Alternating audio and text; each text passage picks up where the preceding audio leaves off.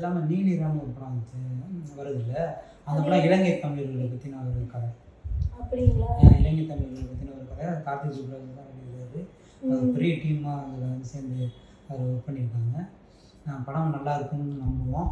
இப்போ என்னென்னு தெரில, இப்போ கொஞ்ச நாளைக்கு முன்னாடி தான் வந்து அந்தோனின்னு ஒரு படம் இளையராஜா மியூசிக்கில் இலங்கையிலே எடுத்த படம், தமிழ்லேயும் மலையாளத்துலேயும் ரிலீஸ் ஆச்சு. தமிழ்நாட்டில் இலங்கை படம், நம்ம ஊர் படம் கிடையாது.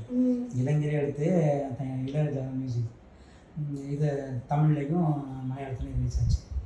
இப்போ மறுபடியும் இந்த படம் நீலிரா படம் இலங்கை தமிழில் பற்றி வருது. அது இல்லாமல் இன்னொரு பொண்ணு டைரக்ஷன் பண்ணது நவயுகான்னு ஒரு பொண்ணு. அவங்க டைரக்ஷன் பண்ண படம் வந்து அவங்க நவயுகா சரி யுகா.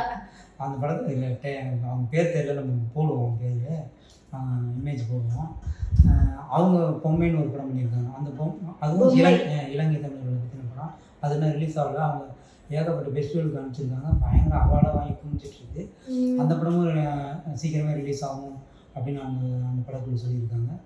என்னென்னு தெரியல, இப்போ வர்ற படம் ரொம்ப படம் இலங்கை தமிழர்களை பற்றி நிறைய படம் வந்துகிட்டே இருக்குது.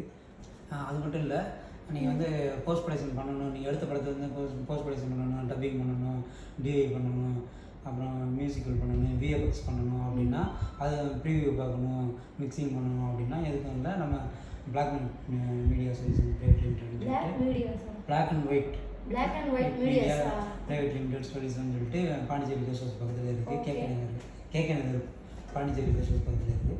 ஸோ இப்போ கீழே தெரியிற அந்த நம்பரோ அந்த அட்ரஸ் கான்டாக்ட் பண்ணிங்கன்னா அவங்க விவரத்தை சொல்லுவாங்க.